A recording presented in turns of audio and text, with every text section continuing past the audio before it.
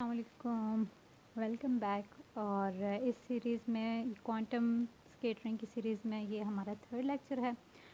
और third lecture में हमने आपसे कहा था कि हम फ्रेम ऑफ रेफरेंस की बात करेंगे।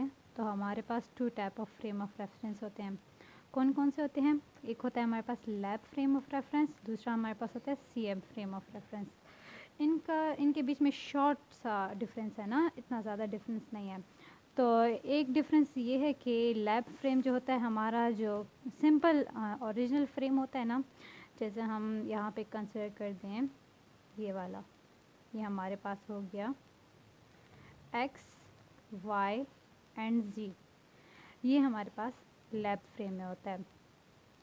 अब जो है हम सीएम फ्रेम की बात करें तो सीएम फ्रेम में हमारे पास इस तरह होता है कि हम एक पार्टिकल ऑफ मास m ले लें m1, दूसरा पार्टिकल ऑफ मास m2 ले लें।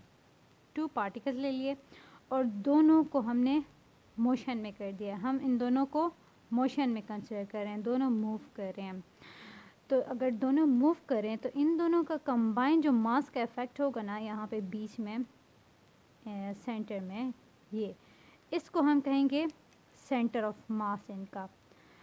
तो ये जो सेंटर ऑफ मास होता है ना, एक्चुअली ये हमारे पास होता है सीएम फ्रेम, मतलब centre of mass frame of reference. सही है, टू फ्रेम ऑफ रेफरेंस हो गया। यहाँ पे हम इस फ्रेम में हम एक ओरिजिन लेते हैं, ओ फिक्स्ड पॉइंट लेते हैं, ठीक है।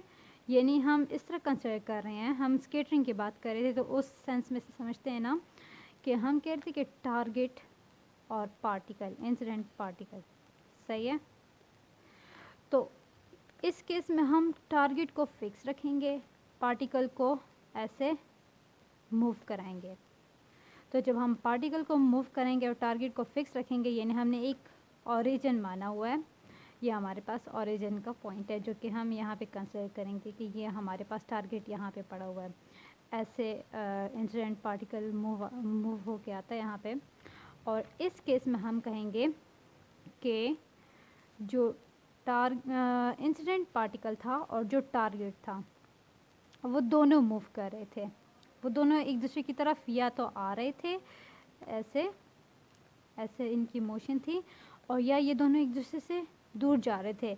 लेकिन इन दोनों की मोशन ऐसी होनी चाहिए कि इसका जो मोमेंटम हो और इसका जो मोमेंटम हो वो अगर हम ऐड कर दे तो हमारे पास ज़ीरो रिज़ल्ट दे।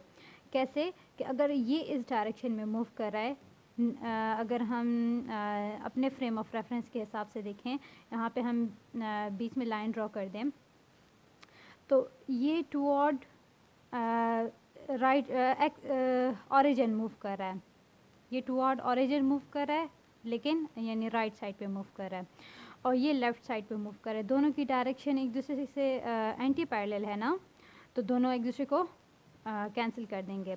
जब दोनों एक दूसरे को कैंसिल कर देंगे तो इसके मोमेंटम का जो रिज़ल्ट होगा और इसके मोमेंटम का जो रिज़ल्ट होगा, कंबाइन इनका रिज़ल्ट जो होगा वो हमें ज़ीरो रिज़ल्ट देगा। यानी पी जो टोटल हम कहते हैं, पी टोटल हमारे पास ज़ीरो हो जाएगा।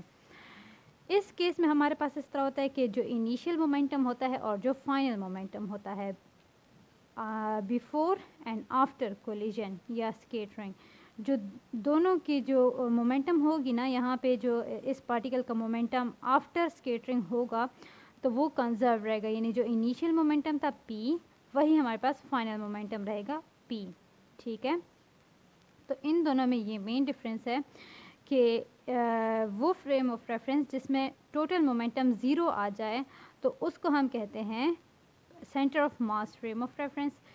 ऐसा फ्रेम ऑफ रेफरेंस जिसमें इनिशियल मोमेंटम और फाइनल मोमेंटम दोनों इक्वल हों तो उनको हम कहते हैं लैब फ्रेम ऑफ रेफरेंस। और इसमें एक पार्टिकल जो है या एक टारगेट वो फिक्स्ड होता है, इसमें जो है कोई फिक्स नहीं होता, दोनों मूव कर रहे होते हैं और दोनों के मोशन में कंबाइन जो हमारे पास इफ़ेक्ट आता है ना इन दोनों का, तो वो यहाँ पे मिड में कहीं पे आता है। तो ये हमारे पास सेंटर ऑफ मास होता है, इसको फिर हम ओरिजिन मानते हैं, ठीक है।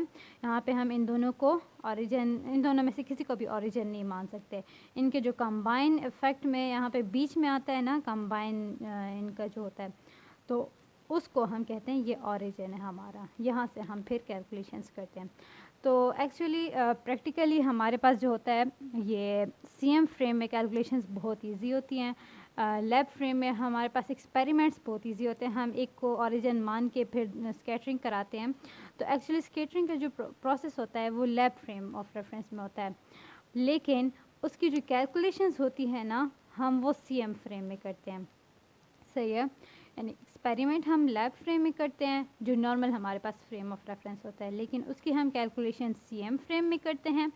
और उन कैलकुलेशंस को हमें फिर कन्वर्ट भी करना पड़ता है, क्योंकि हमने तो एक्सपेरिमेंट लैब फ्रेम में किया था ना, तो जो हमारे पास लैब फ्रेम में जो एक्सपेरिमेंट हुआ था उससे हम अपने थ्योरेटिकल डेटा को कंपेयर करेंगे ना कि हमारे पास जो है डेटा सही आया है या नहीं आया।